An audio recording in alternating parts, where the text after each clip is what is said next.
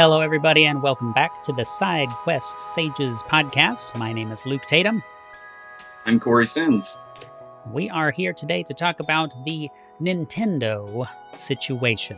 What am I talking about? I'm talking about this sort of catch-22 sort of thing that Nintendo has been in for certainly the last few years, but arguably for a very long time, where they have their core IPs, their beloved IPs, Mario, Yoshi, Kirby, all these guys, Star Fox, F-Zero, whatever.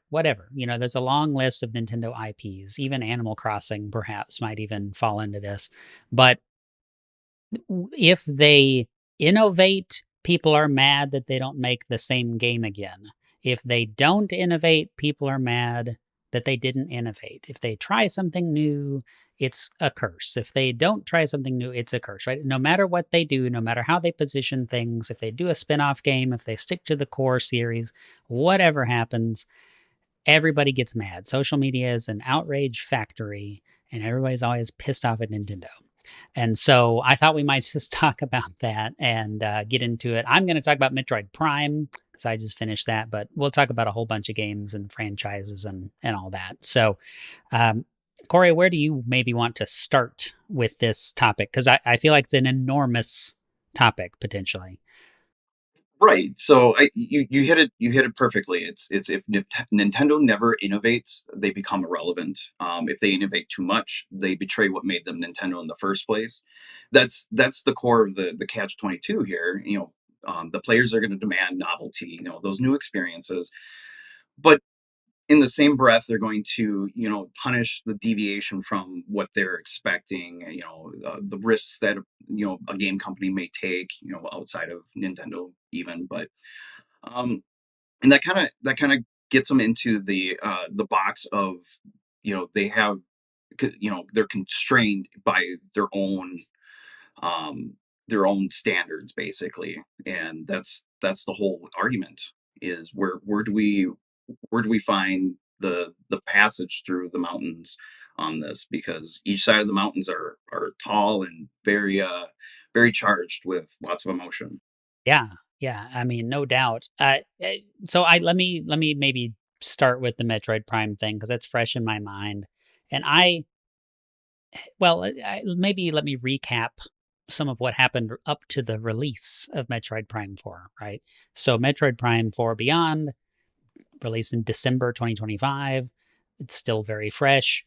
But prior to release, anytime any little thing, this is something I've keyed in on in the last several months, but anytime Nintendo releases anything about anything, it's scrutinized to the absolute tiniest detail, and people decide that they want to be mad about things, or usually it's just mad. I was going to say, or maybe they're happy, but really they're just mad. People just get mad about stuff. And so with Metroid Prime, it's like, oh, there's a desert. And oh my God, it's an open world game. I recorded a video on this channel about that and just saying, like, I don't really care. I don't care if they do an open world, I don't think it's going to be an open world game. We're talking about Metroid, but like if they have a big area, fine. And it makes people upset whenever you don't have a strong opinion, right? So I'm not helping myself either. But that got people in an outrage. And then it's revealed that there's NPC characters that help Samus in this adventure. And oh my God, you're going to have a tutorial, Marvel character that sticks with you through the whole game and annoys you constantly. And it turns out it really isn't true.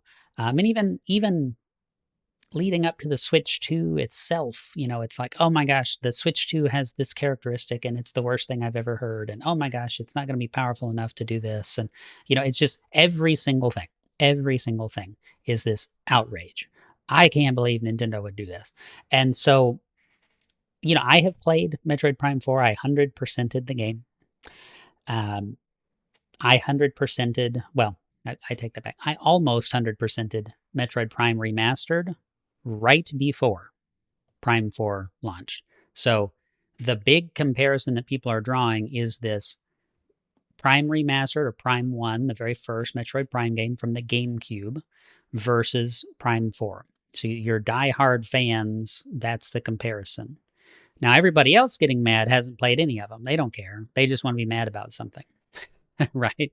But the Prime 1 fans or the Prime series fans, they are trying to mesh these two things.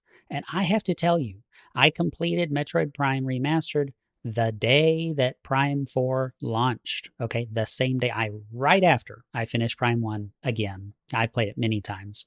I went right into Prime 4 fresh. And I got to tell you, they're very similar experiences. You know, I adore Prime 1. I really, really enjoyed Prime 4. I mean, are there little nitpicky things? Yeah, sure. But there's little nitpicky things that you could have with Prime 1. It's not like the greatest game ever made in history. It's just really, really good. I thought Prime 4 was really, really good. Um, we can get all into that. I easily talk for an hour about this. Okay.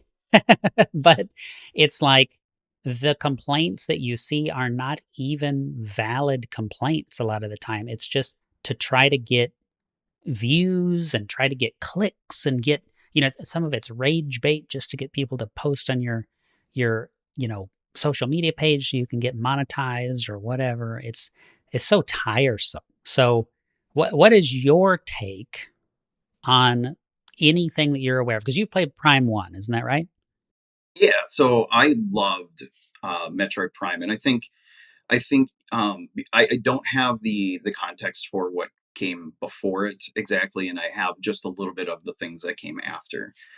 And what I really enjoyed about the Metroid Prime game was that you had this incremental burst of power in it. It had a good pacing for the game. So what I mean by that is you would get the power up, boom, you've unlocked another area. You can get up the next ledge. You can open the next door, and everything's a little bit easy at the beginning. You have this you're increasing fast, you're killing all the enemies, and then it starts to slow down and slow the pace down.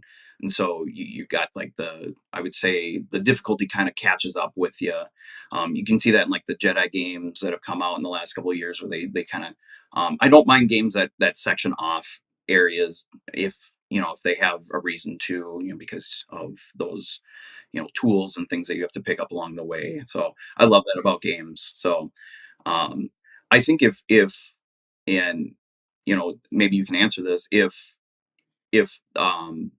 they carried that blueprint forward, I think that's kind of the core game for me. Was that similar to you? Did they do a good job of transferring your memories from back in the day into this?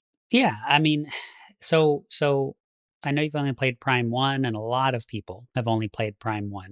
There's kind of a resurgence in interest where it's like we re-release Prime 1 so people can check it out. The remaster is really, really good. I mean, it's a beautiful, beautiful game. It's one of the best looking games on the original Switch is Prime Remastered. What was the second game on the GameCube? Was that like Echoes or Yeah, yeah, Echoes, they're all, I don't know how much is gonna be visible in the final edit, but, like, they're all over here, to my side, and, so Prime 2 Echoes, GameCube game, and then you had Prime 3 Corruption on the Wii, and so Echoes is a harder game, it's dark, there's a light world, dark world kinda thing going on, and so, like, the puzzle solving involves, like, switching from light to dark world and, like, you see the same exact room again, but it's all corrupted and all this stuff. Really, really cool stuff there. Um, I really like that game, although I haven't played it in a long, long time.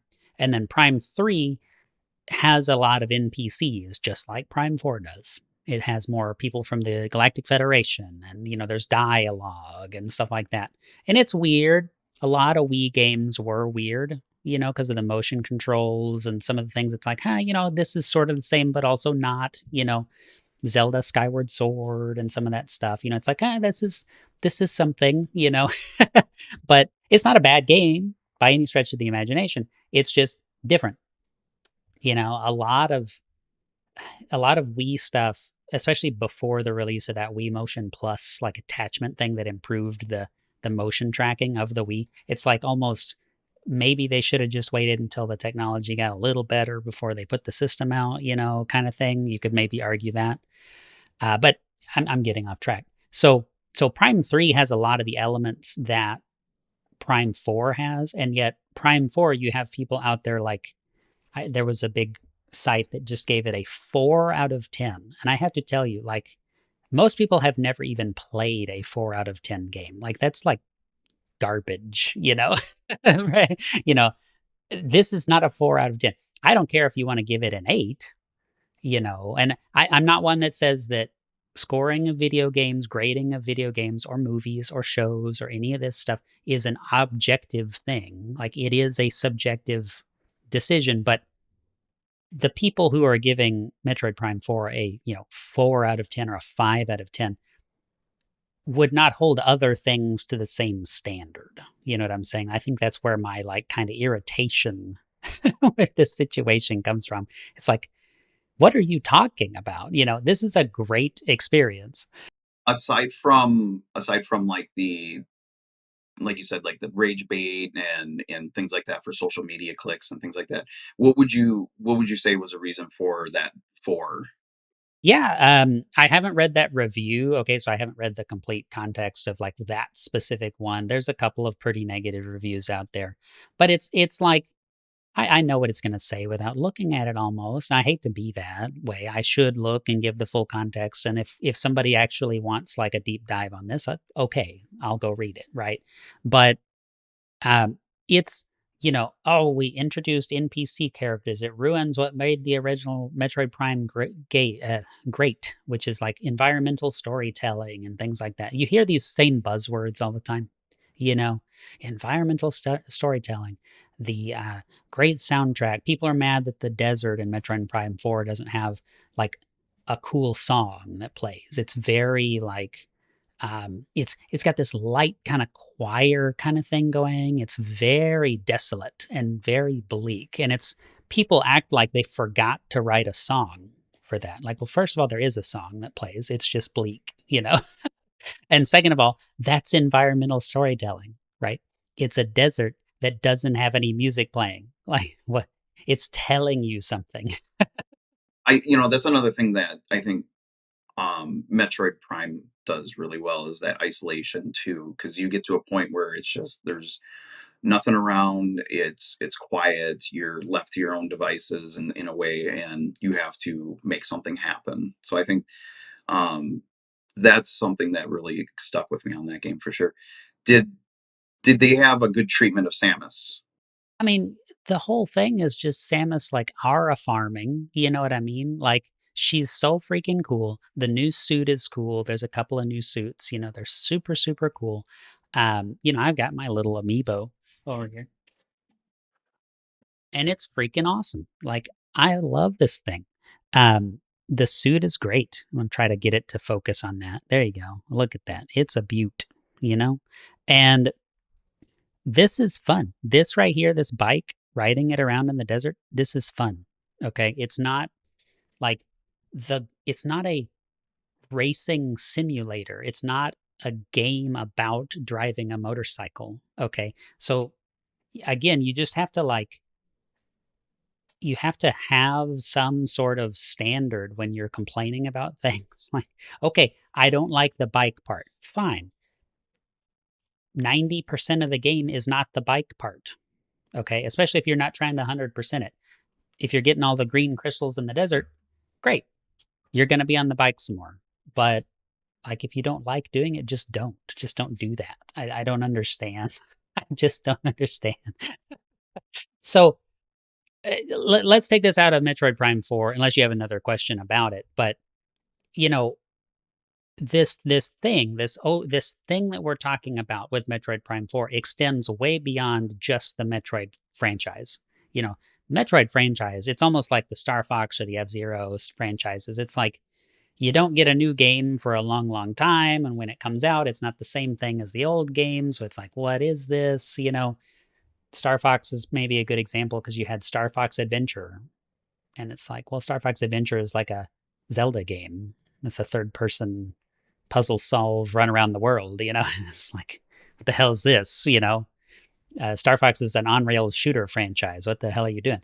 And so, like, and yet, over time, a lot of people have warmed up to Star Fox Adventure.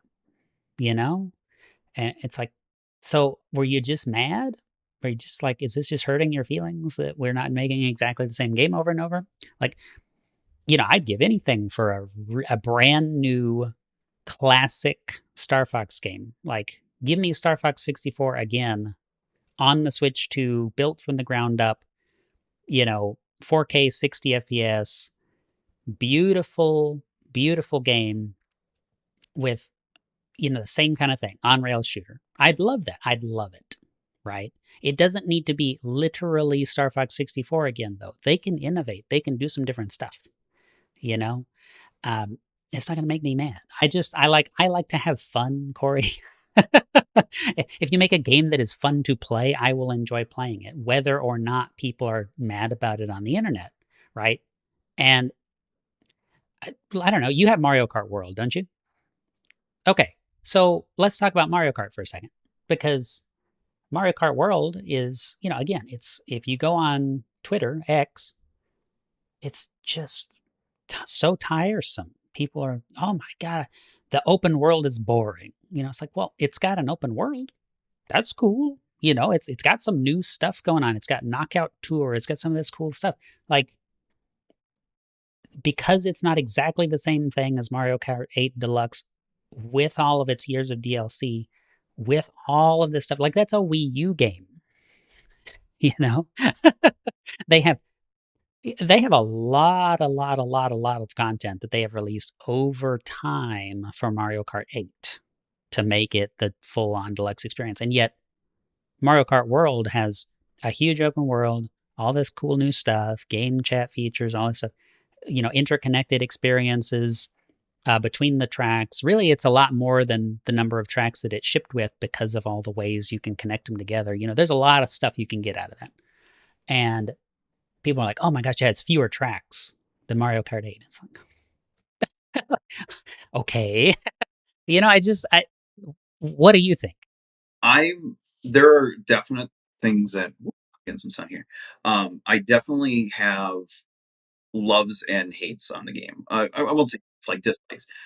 So I'm going to start with my dislikes first, just because we'll end it with a nice compliment sandwich at the end. But so for me, I think there isn't enough at stake for me. I really my experience is actually going to be Double Dash from the GameCube, and I'll talk a little bit about my absence from Nintendo later on. But so Double Dash had a lot of cool trophies, meaningful upgrades, and things like that. I think what happened with Mario World is that they kind of saturated it with a lot of stuff to unlock that wasn't very meaningful. So a lot of different car shapes and characters, and there are differences between characters and the actual drivable vehicles, but it's not quite evident and doesn't quite display. So there isn't that discovery of, like, maybe trying to change some things on the card itself to make it better. Like, you can unlock it but then still increase it as you go, or things like that. So that's what I think was really missing from Nintendo, from Mario Kart World. But things that I love the open world and just being able to just drive, and the interconnectedness of all of the and I'm sure they had that before, but it was a good grouping of new things that were familiar from the past, but also changing those levels a little bit, even, and incorporating some of those. And I was actually referencing some things to my wife, because she's familiar with Double Dash. She plays both of those games with me, and she likes them both. And so it definitely captured someone who is not as much of a gamer as me, just by itself. So I think they did a lot of things right. There's some things that I hope to see in the future is a little bit more at stake. The trophies don't really do anything. Maybe unlocking secret levels in the future would be cool. Things like that. Yeah, I mean, I remember when the game was like just about to come out, people were thinking, how are they going to do DLC? This is terrible. There's no way you could add racetracks. And it's like, well, of course you could. Like, I mean, be a little creative for 5 seconds. Like, you have a little airship that takes you to a different island off to the side, or whatever. Like, you could. it's not hard. I mean, we're talking about Nintendo here. They can come up with something for that. But Go to the Rainbow Road, and that's hella in the sky. right. I mean, you could have a whole, I mean, this is on the back of Tears of the Kingdom, right? You could have a whole Sky Kingdom full of other racetracks and stuff. And as they tie in, the movie stuff, have you seen the Super Mario Brothers movie? Okay. So, like, that kind of perfectly tees up a whole bunch of content for a bunch of different games. You know what I mean? Like, not only did you have the whole racing or the Mario Kart section of the movie, but it's like, you know, a Donkey Kong cannon that fires you off into some other area, those kind of things, right? Cool, great. Let's just do that. Go to the Ice Kingdom, right? You could have different things. And yeah, there's an ice area, but you do a whole pack of ice themed courses? Sure you could. Or whatever. The possibilities are basically endless for that. But as big of an IP as Mario is, there is an endless amount of things you could do with that. And they've even they've patched the game since it launched to make the interconnected courses more interesting and stuff. So like there's more, sharp corners and stuff like that, sharp turns to get between courses so that it's not just a straightaway the whole time where you're going to favor cars that just have a high top speed. And I just, they're listening and improving the game and actually fixing some things. There was a controversial patch earlier, but it's not about patching. That's not the point of this, I guess. It's just that like people are so ready to just set fire to whatever the newest entry is. Like it's fine to feel like Mario Kart World is not your favorite Mario Kart of all time. Uh, you like Double Dash, and that's really funny in a way because Double Dash is a highly divisive one. Some people think that's absolutely the worst Mario Kart that's ever released. you know? I've had so many hours on that. I personal story. I mentioned my wife. I will play without any. I'll play with a ton of handicaps. So I will. I've played without any power ups. On all the different difficulties, she has difficulty with the 150 CCs, so we don't do that because then she's just getting beat by everybody else. But she's gotten a lot better. So there was a time where I did get inebriated to and no power ups and things like that, and was still. But I'm like, babe, I know all these maps, and even if you flip them and invert them, I'm still on top of it. It's not your fault. I put too many hours into this and have a bachelor's in Double Dash. I mean, and my wife doesn't really slow down to play games, like almost at all. But my son plays with me. He's 15, and we play Mario Kart World basically every weekend. He loves it, and he did not actually care that much for Mario Kart 8. We own both. I don't know what to tell you. I don't know why that is, but there's some kind of like charm. I mean, I really like the open world. I know you mentioned that, but I really like it. Almost every time I play Mario Kart World, like he's done racing, my son is done racing, we're done playing together, but I'll just go ahead and hit that plus button and get into the world, just kind of cruise around and do a couple of things. And, it's like, you know, you can kind of hop your car back and forth and just be like a little silly guy in your little silly racer cart. I mean, Just like you were doing in Star Wars, just trying to get on top of things and see how ridiculous you can get. And then there are the collectible items that are secret in the areas, coins and other challenges. yeah, I mean, and it's there, and it's like I don't feel any pressure because to your point, right? It doesn't really unlock anything meaningful. You get all those stickers. I get new stickers every time I play. I don't know what the hell I even did to get them. It's like whatever. I mean, that's cool, I guess. Kirby Air Riders just came out, and in that game you can like customize your racers like to the nth degree because it's Masahiro Sakurai, the Smash Bros guy, right? And so he just turns on everything that you could possibly ever hope to customize in the game is available, it looks like. And so you can do all kinds of stuff, put stickers all over your cars and change the colors and all kinds of cool stuff. And that probably is the better, like higher skill ceiling kart racer game. It's a very different type of game from the look of it. But I might have more fun playing Kirby Air Riders, but that doesn't mean I also therefore have to hate Mario Kart 8 Deluxe or whatever, or hate World. That's what I meant to say, Mario Kart World. Um, it's just the negativity is very tiring to me. I do not spend all of my time hating on the latest Sony game or whatever. I think it's funny that Sony can't pump out an exclusive like even once a year for their console, and Nintendo is out here cranking out an exclusive game every month. Like that's a little funny to think about, but I don't care. Like they're probably really good games. Ghost of Yotei is probably really good.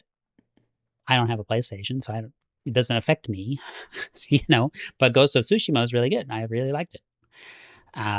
So I hope that that's an energy that we can bring through on this show. Is to be positive and just like find good things to talk about instead of all this. So if you just want to come into the comments and hate on Mario Kart or hate on Metroid Prime 4 or whatever, like that's all fine. You do you, but it's probably not your show. I'm going to say that, Um, and okay, I have another kind of subtopic to this, if you don't mind.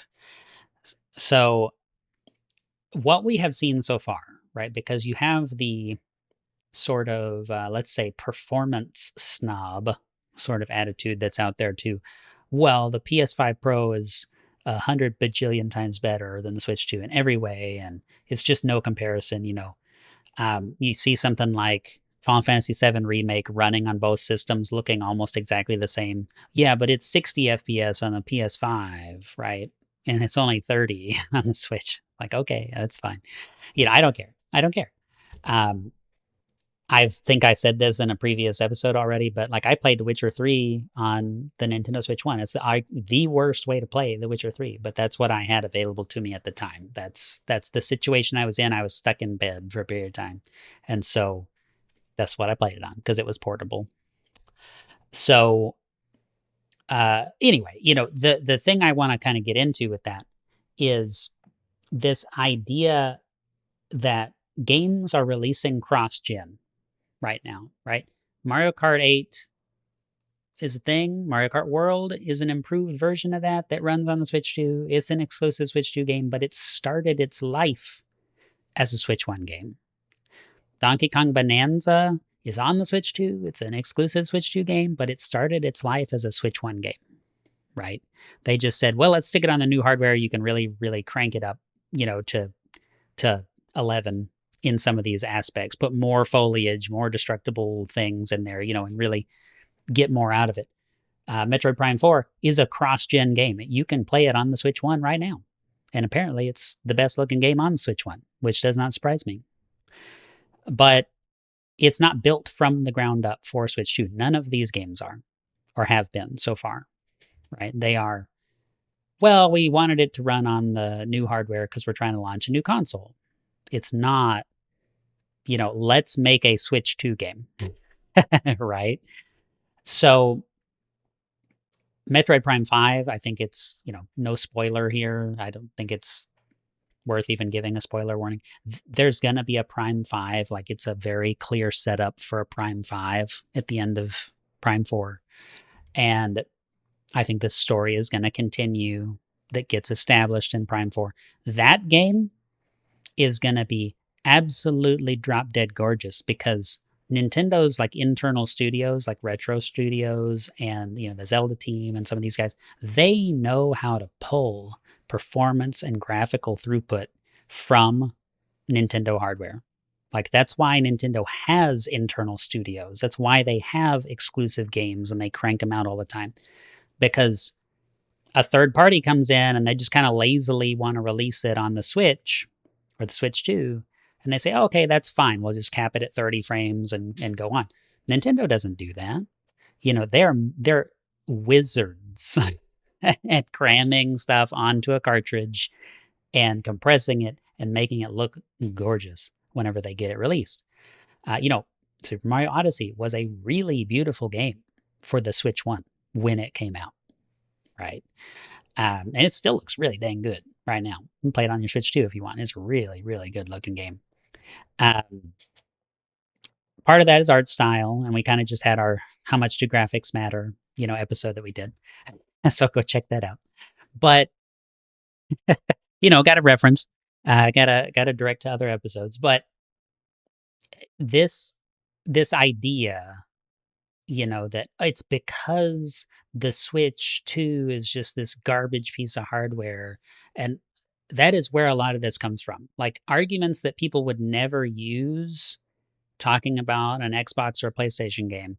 They just make up nonsense and try to throw it at Nintendo because I don't know, because they hate Nintendo. They cannot exist in a world where Nintendo has powerful enough hardware.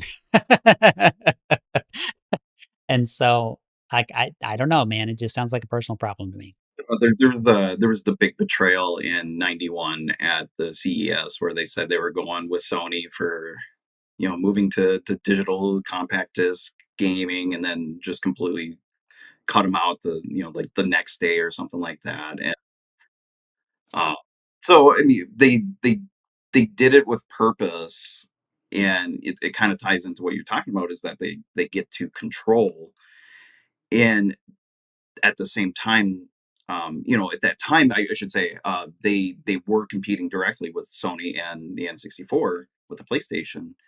I think the PlayStation came out a little bit earlier than that, but they still were using cartridges at that point, but they retained their control. And then I think you start to see the divergent.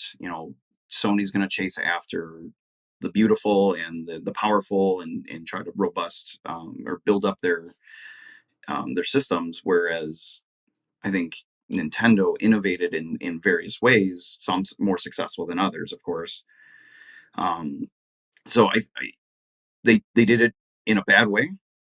They did it for good reasons, but it definitely is it. Maybe that's part of the divide, is maybe some people are still, what could have been. And yeah, no, but I do. I definitely say what could have been, but they would have, the way the contract was written. It sounded like they were taking over a lot of the hardware, and Nintendo wasn't going to have that for Sony. So Yeah, I mean, that's one of the core things about Nintendo, right? Is they want to do things their own way.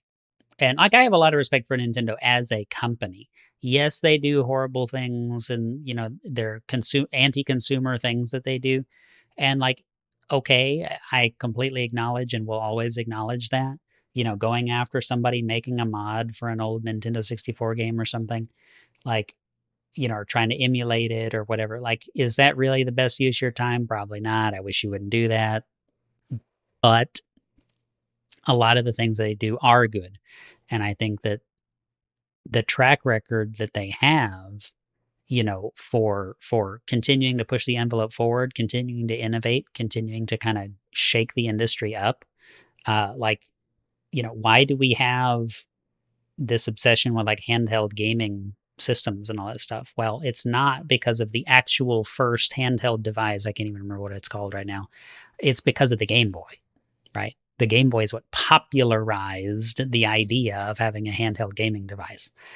And, they've kind of operated in that space. It's only just now with the Switch and the Switch 2 that they've taken a step away from doing a separate handheld device and making it this hybrid system. That's their thing now, right? The hybrid system. It's a home console that you can also just pick up and walk around with. And, you know, PlayStation has the PlayStation Portal, but you've got to have a PS5 in order to run it, right? It's not the same thing. It's not the Switch is not just it's not a Wii U. I know you maybe wanted to get into the Wii U a little bit. The Wii U was kind of doomed from the start, but like it's a home base that projects stuff to a handheld device. So again, Nintendo did that first. PlayStation is like, oh my gosh, it's the coolest thing in the universe. We got the PlayStation Portal we can sell you for all this money that doesn't even like play games. And you have to send the signal from your other expensive device. But it's like, I don't know, man. I just feel like Nintendo actually is willing to take a stab at some things, and yeah, they make mistakes, but it's not like Windows. You know, Windows, you have a good release, a bad release. Like that's the history of Windows. Windows 7 is great. Windows 8 is terrible. Windows 10 is pretty good. Windows 11 is terrible. You know, that kind of thing that we've always had with them. But they're not innovating. Like every every new installation of Windows in some ways is worse. It's a bigger, more bloated monstrosity of problems. You know, you have to learn how to navigate the new features you don't want and this stuff, right? I'm a PC gamer. Most of my gaming is on PC. Like we spend this whole episode talking about Nintendo. I play Nintendo rarely. I am always on my PC. I game on my PC almost every single day, right? But the second there's a Steam OS that is a proper operating system that I can put on any device, like that's probably not going to happen anymore. I'm probably ditching Windows in a heartbeat, you know. Someone should tell Valve to just become the new Microsoft. I would be okay with that. We should do. I'm working on a separate video for one of the other channels about Valve and all that. So I don't want to spoil the surprise, but basically the idea is you're supposed to hate this company and this guy, Gabe Newell. So why don't you? That's the idea of that video. But anyway, so what are your thoughts on all that? I just said a whole bunch of random stuff. So I think one of the things that kind of stands out for me is that you're right that I think more often than not Nintendo is getting it right. They might not get it right at the first go. To that point was when we were talking about the Wii U. So 2012, they introduce it. They are on stage. They don't have one in their hands. They are showing a video that's really everyone. It just left everybody with questions like, "What is this?" They kind of already had the same problem with the DS in 2004, where you had the two screens, and but they kind of they pivoted fast and got games that were organic so that you could learn and kind of do that. I remember what was Pokemon was one of them. You had to use the stylus and things like that, but more so for like an actual game where you used the pad for me was Legend of Zelda Spirit Tracks, which I think I would give it another go. I remember not liking the stylus portion of it, but in looking back on it, I'm much more forgiving of that because they were trying something new and it was fun. It just wasn't what I had in mind for Zelda. I had the same problem with Breath of the Wild.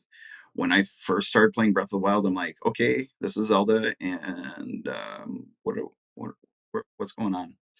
So, that lack of direction, which was funny because you know, um, Ocarina did have some direction, but it was like, go to the mountains. And then it was kind of, it guided you a little bit, but Breath of the Wild for me, it just was a huge change. And it's a cool one now that it's just like, okay, here, go, have fun. So it's the perspectives can change. They definitely certainly change for me. And so like with Wii U, that was something that interests me, but it wasn't at the right time, I think. I think beyond the communication, dropping the ball on that, they I think I don't want to say they were ahead of their times, but it didn't fit anything. And then now we've got mobile technologies. That's when you're competing against the iPads, the phones, and mobile gaming. And if I believe if Nintendo hadn't done the Switch, they would be probably irrelevant now in most ways. I think you'll still have Sega's gone.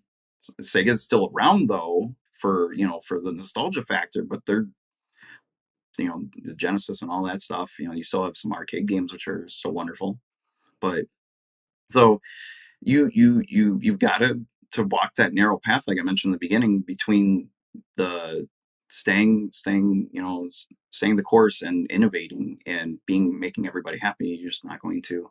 Yeah, I mean, it's also like, and I'm sorry to cut you off if I did there, but it's also like this the length of time. I think that's another thing. Nintendo has been around for so long, Like you everybody knows this if you've been gaming for like 20 plus years. Like parents like would be like, you kids and your Nintendos, like it's just like that's the stand-in term for video games, or at least it was for a while.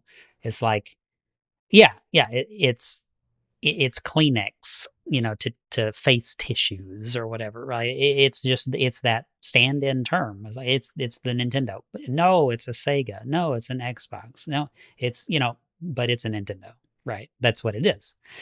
Um, and so there's so much identification that people have with this. Like I was playing my Nintendo Entertainment System at 3. Like I have a lot of history with this brand, this company, the official Nintendo seal of quality that was on your little things that um all that stuff. And uh, you know, it's impossible for me to pull that out of myself and to give a truly objective look at things. And so I have to acknowledge that in a conversation about Nintendo. But um, the Switch was such a amazing thing. And yeah, maybe they released it a little early because maybe they were starting to feel the pressure from the Wii U being as big of a flop as it was, right? I think that's pretty much a true statement. You could make a case, you could get into the weeds on exactly what was going on when, but the Wii U did not do well, and they needed to pivot as quickly as they could. And so for them to do that in a like desperate situation, hit the ground running, hit us with that Breath of the Wild trailer, hit us with Super Mario Odyssey, like all that stuff, and then establish total dominance to the point that Xbox is like not even a thing today. You know, um, it is Sony and Nintendo. Like that is the console market. People talk about the Steam Deck and all that. I don't really want to get into this too much because it's a bunch of people that just want to emulate Nintendo games and not pay for them, whatever. But the Steam Deck has sold nothing compared, and the Steam Deck is the most popular handheld PC by a huge margin, and it has sold nothing compared to the Switch and the Switch 2, right? Nothing. It's the tiniest little sliver of the market. And you have a bigger library of games over there, right? Like you can play a lot of games on a Steam Deck. So, and it's an operating system, that you can do anything with. You can install the Epic Games Store on there. You can install whatever you want. And yet, Nintendo has a package deal that works, right? They have a very, very low cost online subscription service. It's not Xbox Live. It's not PlayStation, their subscription service where it costs a significant amount of money. Like almost everybody can get a Switch online subscription, the basic version of that for an individual if they want it. And that gives you tons of retro games and cloud saves and all kinds of extra stuff. And so it's like not only is it kind of that budget conscious thing, but it's also all that history. You never played, the original Super Mario Brothers 3. You never played Super Mario World. You never played Dr. Mario. You never played, Jet Force Gemini on the N64. What the hell is wrong with you? It's about shooting ants with machine guns. Go play it. But, like you never played any of those games? When you have a moment between big AAA releases from Nintendo themselves, go check them out. Like it's part of your $1 a month if you pay annual. It's like a buck 30 something a month, over the course of a year to have a basic Switch Online subscription. Go check it out. It's a huge thing. Meanwhile, you know, like they keep raising the price of like the Xbox subscription. They've raised the price of the PlayStation. They raised the price of their subscription model. It's just it's weird to me, you know. Switch Online has not really gone up in price. And they just keep adding more stuff to it. And now you get a whole music app. They have their own freaking Spotify for Nintendo Music, And nobody saw that coming. And yet there it is, right? So um it's just I just I turned this whole episode, I feel like, into like a I really like Nintendo instead of just sticking to the catch 22, but it's so weird. I think the last thing I want to say on this, and then I want to get your thoughts on it. But it's so weird to me. Like Nintendo does a lot of the things that people say that they want a company to do, and then they get mad about it. It's like, okay, well, we don't like it when Microsoft and Sony and these big game, Blizzard and all these guys, Bethesda, they lay off tons and tons and tons of people and they can switch everything over to AI. You know who hasn't done that? Nintendo. Nintendo has a really, really high employee retention. They get very talented people and they keep them with an excellent like work environment and compensation model, and like they prefer to keep people on board. Whenever the Wii U was bombing, Satoru Iwata, who passed away, but like when all this was going on, he cut his own salary, right? He said, I'm taking responsibility for this, and reduce his own pay so they could keep everybody on board and not have to lay anybody off. Sony doing that, Nintendo doing that is, no, but Nintendo's stupid and bad, right? Like it's just, what are we doing here?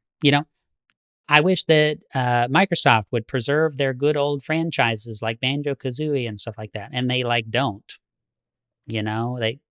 But I love Xbox and I hate Nintendo, even though they have Switch Online and it's very easy to play a huge catalog of games. Like, you see what I'm saying here? Like, it's why do we say that we want X, Y, Z, and then dogpile on the company that actually does the things that we say are desirable? Like paying artists. Why? Um, I feel like they people try to articulate what they like, and they they maybe will come out and be hollow about it, about the maybe mechanics, like the systems and whatever. But it's really about how the game makes them feel. That they they're competent in playing it. They're learning as they're playing it. It respects their intuition, perhaps. They love the relationship. It's not the object. So I think when you betray certain things, you that's then you start getting all that. And so maybe these people have been betrayed in the past in their own minds, and whatever little thing it was, maybe for me, I'm my feathers got ruffled because Pokemon changed their, they wanted to incorporate the Pokemon Go people, and so with Let's Go Pikachu, they changed the whole catching system to kind of bring people into that. Me as a Pokemon veteran, hated it. I couldn't have my sit and enjoy on the TV experience with Pokemon. I had to bring it in on the actual system itself. You're navigating so many different things, and this is you will never have the right answer. But I think Nintendo has had a lot more right answers than everybody else, and they jealously guard their IP, which and they should. Um, but back to one of your points earlier, like with say any of the games, maybe Metroid is going to become a first person shooter or something like that. Not something that I would enjoy, not something you would enjoy, but all these kids love the Call of Duties and things like that. And that would probably be maybe putting it in territory of endangering the franchise, but something of that, for other um, like you said with Star Fox, maybe Star Fox becomes a first person shooter, like it's an RPG.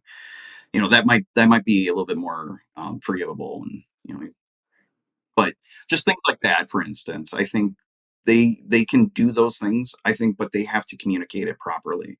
They can't just be like, boom, here's the next Zelda game, and um, a 2D puzzle game. Obviously they're not going to do that, but You know, Nintendo does do a very poor job of communicating their vision on stuff. So I do think that's an excellent, excellent point, right? The Wii U, part of the reason that it fell apart so bad is because they did a really poor job of communicating what the hell it even was. I didn't understand at the time. Like we were playing Wii games. I didn't understand what the need for a Wii U was. I was like, what the hell does that even mean? You know? And there wasn't really a good answer for that. They advertised for it, but they didn't tell me what it was, you know? I think people thought it was just, like, something that added on to the Wii at in the first, so, like, that wasn't innovation in people's minds. They thought, "Oh, this is just, an addition, a DLC, hardware component."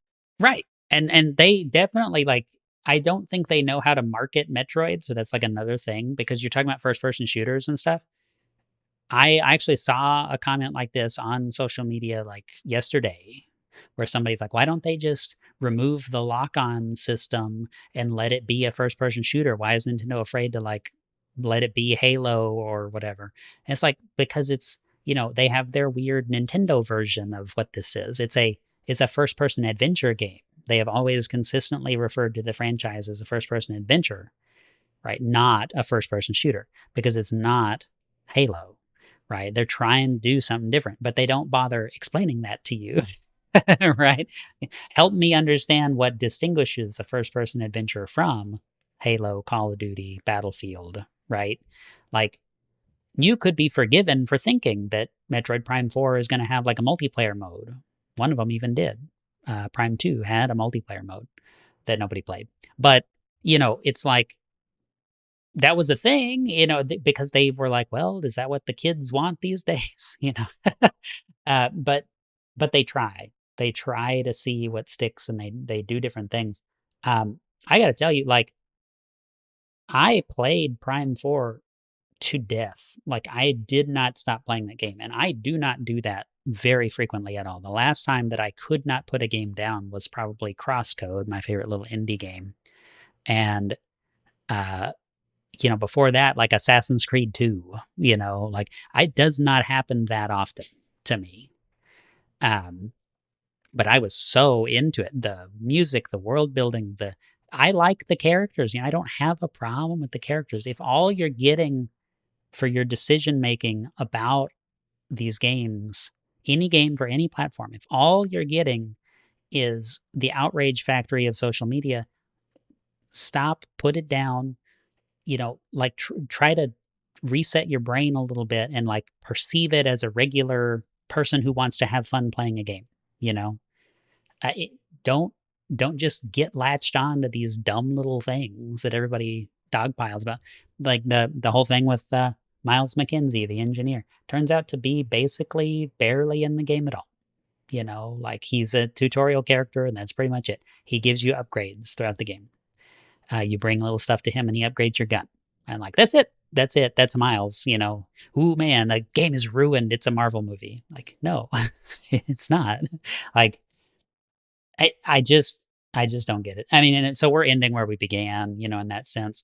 But I want to talk, and if you have any final thoughts on this, by all means. But, I want to talk a little bit about where we might go next. If you had any thoughts on maybe a deep dive game that we might do. I really am looking forward to doing story analysis with you because I feel like we have a lot of things to say about a story. We could really break some stuff down and have a great time. Is there a game or game franchise that maybe we want to dive into and start to deconstruct and pull out what makes it so cool? I mean, I'm springing this on you at the end. We did not pre-discuss this, but like, is there some stuff that's been on your mind lately? I really there was so for those that don't know, I've spent most of my life not being interested in things that are anime. It was just completely, I didn't want to learn anything about their culture. For some reason this was in like high school. So I skipped a lot of the JRPGs and things like that. Until started to introduce me into some anime, TV shows, films, and things like that. And then one that really hit me in 2014 was Persona 5, the Royal Edition. That one was really good. That one's probably not a great game to play through, but there are definitely things that we can pull through. When I say play through, it's long. It's 100. So it is a fantastic game. It is so full of lots of symbology and stories and great characters. That's something that was really impactful for me in understanding myself and seeing it through other stories. So that was something that I would be interested in. I am completely on the Xenogears, excuse me, Xenoblade. Um, I've only played the first of the three that we've kind of talked about. So maybe that would be something, is progressing on to two or recapping one in some fashion. Same thing with that. So those are great games, I think. Smaller scale games probably will work better for form factor, but if we do multiple episodes and things like that, or um, I don't know. I think what do you have any games that you were thinking of? Well, I don't want to be too ambitious. Like, I don't know, Xenoblade 2 is probably like too big of a task to be our first attempt at a ongoing story breakdown. I don't want to like, I mean, you know, I would love for you to play Xenogears. That is possibly the most ambitious game to tackle when it comes to that sort of things. It's just too much. Okay. um, but maybe there's something that's like on the winter sale on Steam or something that we could play. Uh, We do something where one of us hasn't played it, and we'll have kind of the first time reactions, and maybe one be like the veteran. We could do something like that. that would be fun. I think both being new to a game could be really fun. I think, at some point, both revisiting a game that we haven't played in a few years could be really fun. I think a lot of those sequences of who's played what, all of those have, interesting perspectives to kind of bring out. And so, yeah, I mean, this episode's going to be going live in January. Hopefully, we'll have already made a decision by the time it plays. But I guess this is just my call to the audience. Let us know what you would like to see. If we're already releasing episodes of a game playthrough analysis, let us know what other things are out there, and we'll start to put together some kind of a way to get votes from our viewers to help inform that. And I think we're starting to take notes prior to shows, and I might even say we dump all that stuff into some kind of shared thing for people who are supporting the channel or something. If you want to dig into our notes and kind of see what we're bringing to the show, that could be a cool little bonus. So just let us know what you'd be into as far as that goes. Um, but I had a great time talking about this today. I mean, I don't know that we solved the problem here. I think it's just kind of airing of grievances, Festivus, you know. But um, I had a good time talking about it, and hopefully, it's been enjoyable to watch. So, any final word, Corey? Oh, let's see. You kind of you the game companies, they need to keep surprising people, and I think they're going to do that by rewarding curiosity. They're not going to be punishing intellect or anything like that, but still make the player feel smart. Like, let's just keep that in mind, because it's really, how do you keep surprising people that are expecting the same thing? So I say I would always reward in my mind, right? I would always reward innovation above what we get way too much of today, which is re-release the same dang thing. I just saw yesterday that they're gonna remake the entire Halo trilogy, the first three Halo games. It's like, okay, like, but what about something new? So innovation it is a precious, rare resource that we have to tap into and reward. If there's a cool new thing out there, we got to go, vote with our wallets and all that stuff, and support those guys that are putting in the work to bring us new experiences. But yeah, I'm right there with you. So I think I'll call it there. Thanks everyone for watching us on this episode. We'll be back again next week. Until next time, we'll see you soon. Subscribe to the channel. Thanks. you guys.